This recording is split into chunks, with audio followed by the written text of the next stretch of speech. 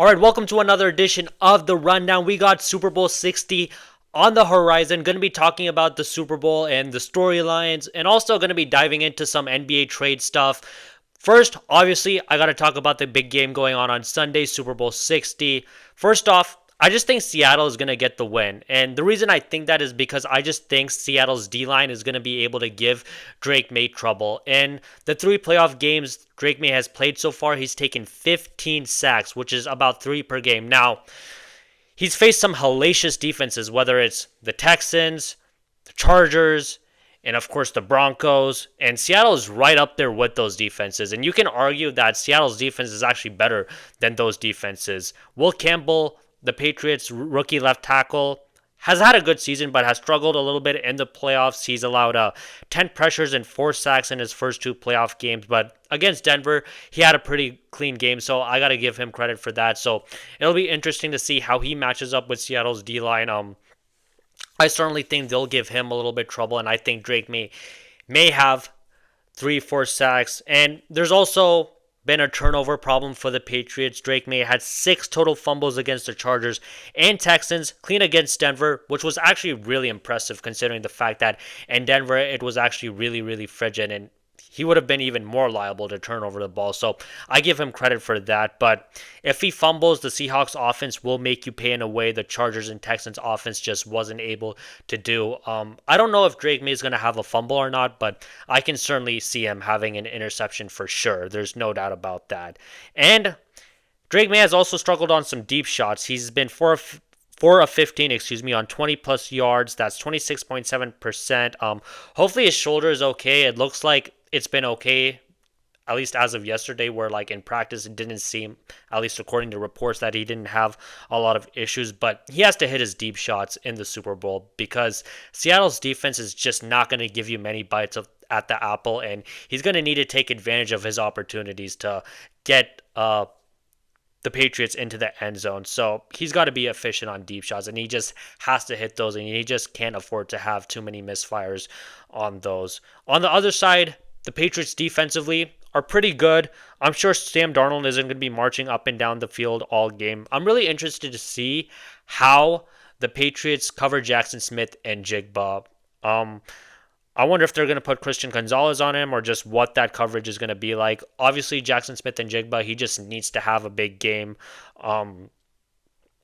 And I think he probably will because he balled out against the Rams. He's shown up in every single regular season game. So I think he'll have, like, at the very least 100 yards. And he may be in contention for Super Bowl MVP. Now, his quarterback, Sam Darnold, there have been questions. I've asked those questions about whether or not he can perform in the big game or not. Obviously, those questions ended when he performed well against the Rams and he threw for 346 yards. And Darnold has just shown me that he's stoic. He doesn't get too high and he doesn't get too low. And he doesn't let bad performances affect him too badly. He's shown, in the second half of the regular season, it did seem like he was a little bit reticent to throw the ball down the field a bit, but he's bounced back great ever since that 4 interception game he had against the Rams. And the Rams were his bugaboo, but he showed out against them. I don't think Sam Darnold is going to have 346 yards. I think he'll probably have a little more than 200 passing yards. I'm sure that the Patriots D-line is going to be able to get to him more than what New England and San Francisco was going to do. So I think New England is going to have more pressure on Darnold, but I don't think that'll deter him in any way of having a good game. I don't think that he's going to be absolutely horrible. I don't think that's going to happen.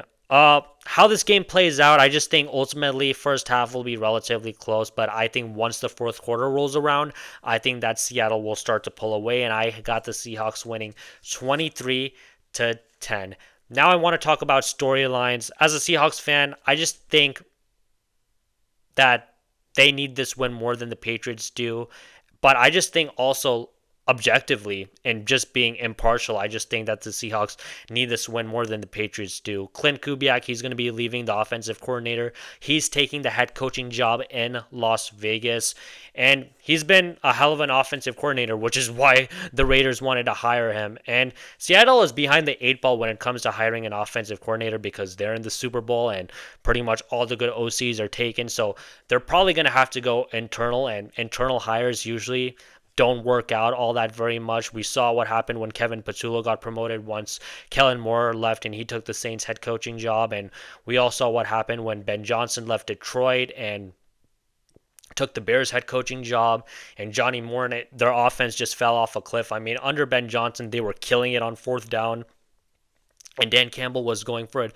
willy-nilly, and they were able to convert a lot of those fourth down conversions. And once Ben Johnson left, they weren't able to do it all that much because there is something to Ben Johnson's magic, and Johnny Morton certainly didn't have it. I don't think Seattle is going to be the same offensively next year with Clint Kubiak leaving. So this is their chance for them to make something happen and just get the Super Bowl win, because if they don't win it this year, then offensively they're not going to be the same, and I just think that there's going to be a little bit of a fall off, and they're probably not going to be able to go back to the Super Bowl. And plus, historically, teams that usually go to the Super Bowl, win or lose, usually don't go back unless you are the Kansas City Chiefs or the New England Patriots, where you do that multiple times. I don't think the Seahawks are going to be that type of team. Hopefully I'm wrong, and I'll be more than happy to be wrong, but I just don't think that's going to be happening. Drake May, I just think that he's playing with house money, honestly. He's young. The Patriots aren't supposed to be here, and I just think that he's going to get multiple bites at the apple to get back to the Super Bowl. I understand that this year there wasn't any Lamar, no Patrick Mahomes, and he's not going to have that going forward in his career, because I just can't imagine Patrick Mahomes and Lamar Jackson missing the playoffs very much. But the Patriots are a good organization. Mike Vrabel is a hell of a coach. I just think defensively they're always going to be in it. And if defensively your team is always in it, then you have a pretty good shot of contending and potentially making it back to the Super Bowl. I understand that Dan Marino made it in his second year, never ever came back.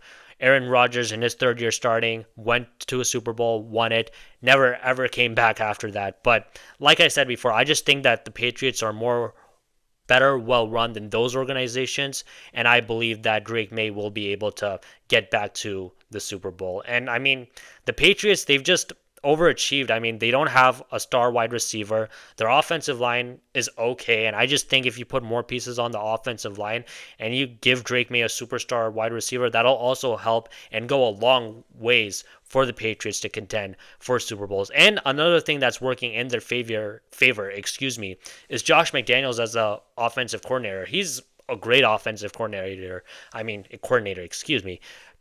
He's definitely top 4 or top 5, and I don't think he's going to get another head coaching job based on what happened in Denver and Las Vegas, and he's going to be able to stick around in New England as long as he wants to. I'm sure that,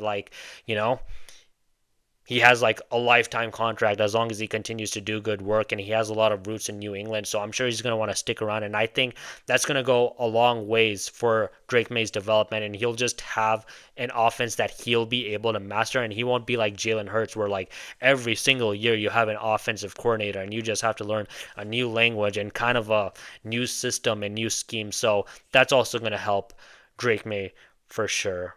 But if somehow Drake May is able to win this, I mean, it's going to go a long ways in his career. And he'll just have the proverbial monkey off his back. When it comes to great quarterbacks, we always ask, when are they going to win the Super Bowl? If you're that great, why can't your team win a Super Bowl? Well, those questions will already be answered for him, and I'm sure that he'll be able to play more free. I mean, we've been asking those questions about Lamar Jackson and Josh Allen.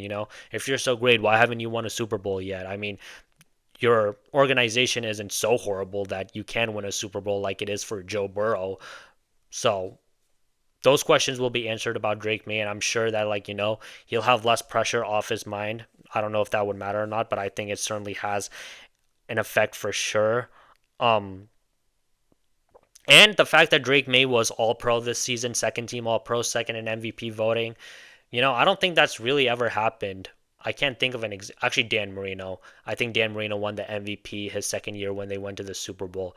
But usually guys who make it to the Super Bowl very early in their careers, the Ben Roethlisbergers of the world, the Russell Wilsons of the world, Tom Brady, usually those guys aren't the driver of their offense. They're usually just riding shotgun and just relying on like great defenses and just taking care of the ball. So that's also going to help Drake May a lot if he is able to win the Super Bowl. I know that in the postseason he hasn't been exactly spectacular because his defense has been very, very good. But if he's able to play well in the Super Bowl, I mean, that's going to help him a lot for sure. Um, yeah, that's about all I have on the Super Bowl. I just think that there's a very good chance that Seattle's going to win their first Super Bowl in 12 years. I just think that they're just better defensively. I just think they're going to cause Drake May some problems. I think Sam Darnold will play well enough for Seattle to get the dub, and I just think New England's offense is going to, struggle here and there. Hopefully I'm wrong because I actually do want to see a good game, even though I am rooting for the Seahawks to win it because I mean, there's nothing worse than like a horrible Super Bowl. It stinks. Like last year was just awful where Philadelphia just blew out Kansas City by the time the second quarter rolled around. So hopefully we can get a good game. And I think we'll get a good game for the first like 2.5, 3 quarters or so, but then Seattle will start to pull away. Now I want to talk about the NBA and just some of the big trades that went down. There were multiple trades that went down during this deadline. I'm not going to talk about all of them. I'm just going to talk some of the big ones that happened. I want to talk about AD to the Wizards. The Mavs will send Davis and Jaden Hardy, D'Angelo Russell, and Dante Exum to the Wizards for Chris Middleton, AJ Johnson, Malachi Branham, Marvin Bagley III, 2 first-round draft picks, and 3 second-rounders. And just what a crazy end to the Anthony Davis era. I mean, kudos to Nico Harrison for getting all he could for Luka Doncic when he wanted to trade him. Honestly, though, I wish that the organization kind of gave it like a full year with Flagg, Davis, and Kyrie just to see how that trio would look. And I just still think, even though Davis has been injury prone, for like Cooper Flagg to play with a guy like Anthony Davis early in his career. But I'm certainly not going to excoriate the Mavs for trading Anthony Davis because the guy's just been injury prone. I mean, so far in his Mavs tenure, he's only played 29 games and he's just had little knick-knack injuries.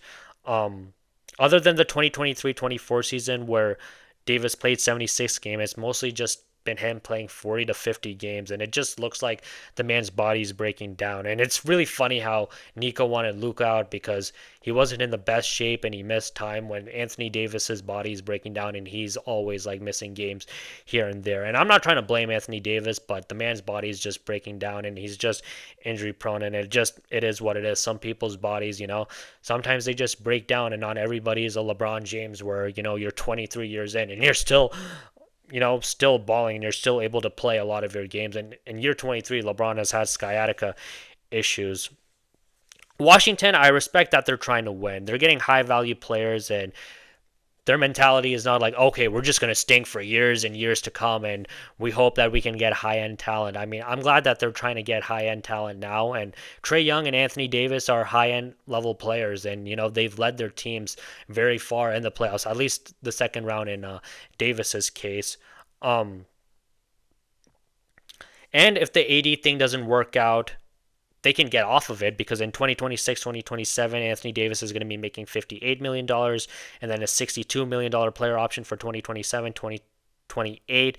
So the Wizards aren't tied to Anthony Davis for the next like 4 or 5 years like they are with Trae Young. They better hope that Trae Young thing works out. Although they're not tied to him for 4 or 5 years either. It's just that they're probably going to have to offer him a contract extension very, very soon. But I guess if it's horrible next year, then they can get off that also. And they're also going to get a high draft pick this year. So it makes sense that they would want their high draft pick to learn under the tutelage of Anthony Davis and Trae Young. And it's just good to have those veterans going in as a young player. I'm sure for Cooper Flagg, it helped to have Anthony Davis in his corner for a bit. Kyrie Irving watching from the sidelines and Klay Thompson, who's going to be a future first ballot Hall of Famer. So that is good. And another reason this trade is good for the Wizards is that they didn't give up anyone where it looks like, oh my God, like this guy's going to be a star, like they did with Denny Avdia, where they gave him up for Malcolm Brogdon and Bub Carrington.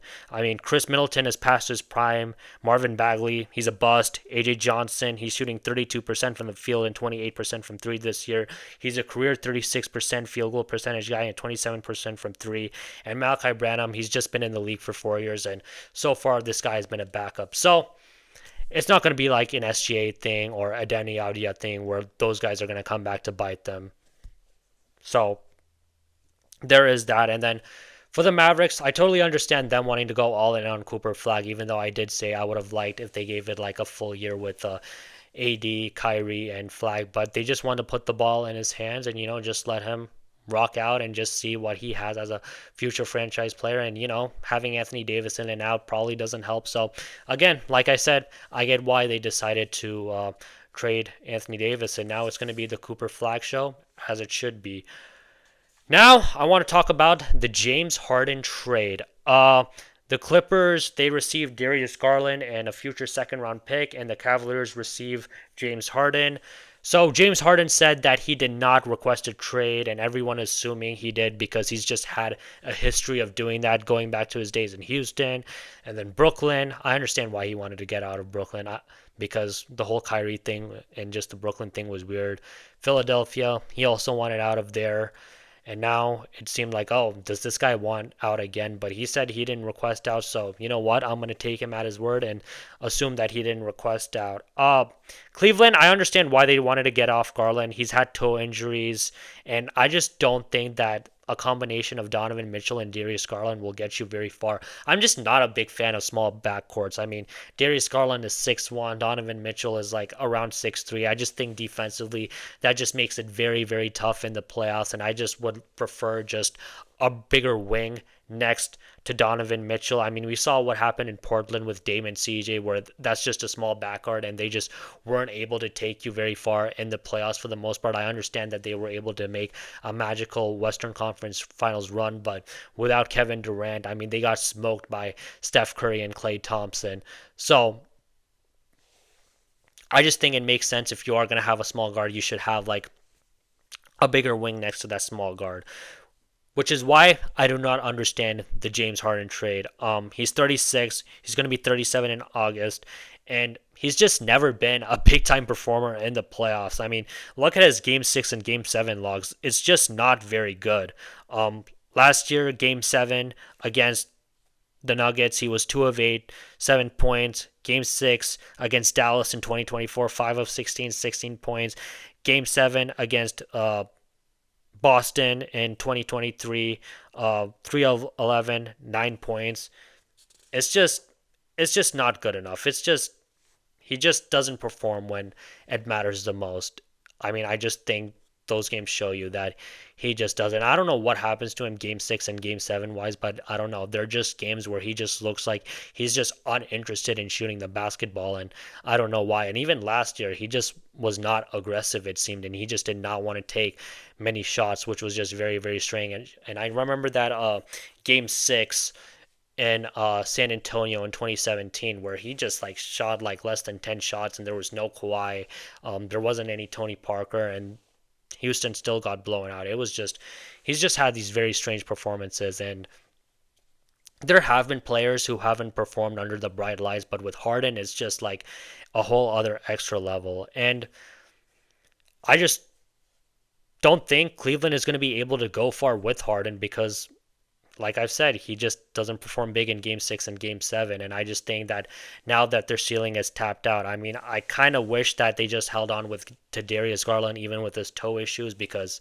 I just think it's better to keep Darius Garland than have James Harden on your team, and you just wait to trade Darius Garland unless you can get like a bigger wing. So there is that.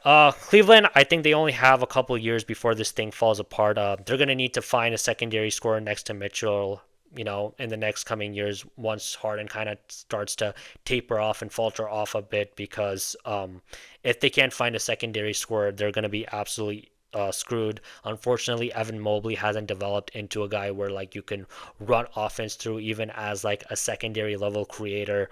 He's probably not going to do that. So Cleveland is going to have to find another guy through trading or free agency. On the Clippers side of things, they've been 15-5 since Christmas or whatever, but this team wasn't going to win a ring. Kawhi is on the back end of his career, so I can understand why they wanted to have like a nice little young piece in Darius Garland to add to your roster. Sure, he isn't as good as James Harden is, but he's a two-time All-Star and is significantly younger than Harden. He's about 26 years old, so I get it, and the Clippers in the next couple of years or so are going to need a tank and get some young talent on this roster. I think they should let Kawhi go after this year, but that's probably not going to happen because Steve Ballmer has like an addiction to this Kawhi Leonard thing. They'll probably finish off his contract after next year, go their separate ways. Have Darius Garland on your roster, and see if you can get any nice young players in the draft, and that's just the best way to go. I mean, I'm sure they're going to try and do some things in free agency, but I just don't know how feasible that is, truth be told. So we'll see what happens. Now I want to talk about the Kristaps Porzingis trade to the Warriors. The Atlanta Hawks received Jonathan Kuminga and Buddy Hield, and the Warriors, of course, received Kristaps Porzingis. I'm just glad that this Jonathan Kuminga situation and stalemate is over. I mean, this was just horrible. I mean, Steve Kerr did not like Jonathan Kuminga, and I'm just talking about specifically from like a player standpoint. I'm not talking about as a person standpoint. Jonathan Kuminga just wasn't happy whatsoever. The Warriors really should have drafted Franz. I mean, they've just flat out whiffed on their lottery picks. 2020, drafting Wiseman over LaMelo Ball or Tyrese Halliburton, although I don't think Tyrese Halliburton was feasible at number 2 because he just wasn't high on those draft boards. And 2020, to be fair, it was the COVID year. The tournament didn't go on, so I can understand them whiffing on that year, but 2021 is the year where like I can kill him on because you drafted Kuminga over Franz, like I said, and you drafted Moses Moody over Trey Murphy, and it's just terrible by Bob Myers and his scouting staff. And apparently there are reports that Steve Kerr wanted Franz Wagner, but the Warriors front office and I guess ownership wanted to go with Jonathan Kuminga instead. I can understand why. Like, they were very enticed with Jonathan Kuminga's athleticism and whatnot, but he was just not a fit with Steve Kerr whatsoever. And it's partly why the Warriors are screwed because, they missed on their lottery picks. They didn't trade those guys when their value was the highest. I mean, Jonathan Kuminga had a nice little run in the Minnesota series. Should have traded him that summer, but they refused to do so. They just wanted to make it work with Steve Kerr for some reason. It didn't work out, and now they kind of traded him where his value wasn't as high, and they just had to get off him. And Kristaps Porzingis, unfortunately, was all they can get. And those Giannis sweepstakes ended very, very quickly. And look, the idea of Kristaps Porzingis is very nice. He can defend, he can shoot. He can spread the floor, and that's going to be a big help for Stephen Curry, who's an elite marksman himself, greatest shooter of all time, obviously. But the guy just doesn't play games. 2023-2024 season, 57 games. 2024-2025 season, 42 games. 2025-2026 games, 17 games. Hasn't played since January 7th because of Achilles tendonitis and because of an illness. And in the playoffs last year, he had heavy fatigue, and I think there was an actual condition, and I do feel bad for him in that regard. But again, it's just something or the other where like he just does not play basketball games. And I feel sorry for Steph because the Warriors title window is officially over. Jimmy Butler tore his ACL. He was already looking a little bit, a little bit old, but after this ACL injury, I don't know how he's going to look. Draymond, he's looking a little bit long in the tooth. I mean, offensively, it's been bad for the past 5, 6, 7 years or so. But I mean, with the Warriors not having as much offensive talent, Draymond's offensive issues get more exacerbated with him not being able to shoot and just not being able to be a very good rim finisher. I mean, obviously he's still a very good defender and he can control the offense that they like to run and get Steph Curry involved, but as a creator, he just doesn't have it. Atlanta, I get it from their side. You get off Porzingis, you take a bet on a young, talented guy like Kuminga, nothing to lose. But this is it for Jonathan Kuminga. If he can't make it work in Atlanta, then he has absolutely no excuses whatsoever on the coach didn't like me. That's why I wasn't able to maximize my potential or whatnot. No, this is it. You got to earn your playing time in Atlanta, and you got to show that you're that guy, because he does want to be a franchise guy and he wants to be a guy where he can have the ball in his hands and make things happen. So no more excuses for him now that he's out of the Warriors. And yeah, that's all I have for you on the Super Bowl and the NBA trade deadline stuff. I'm going to be back Monday to break down the big game. And now that the NFL season will be over, I'm going to be talking about the NBA now and just like, breaking down some regular season storylines and which teams are going to do good in the playoffs and whatnot. And yeah, it's pretty much going to be an NBA show from now on. So yeah, thank you for listening. Please like and subscribe and enjoy the rest of your day. Thank you.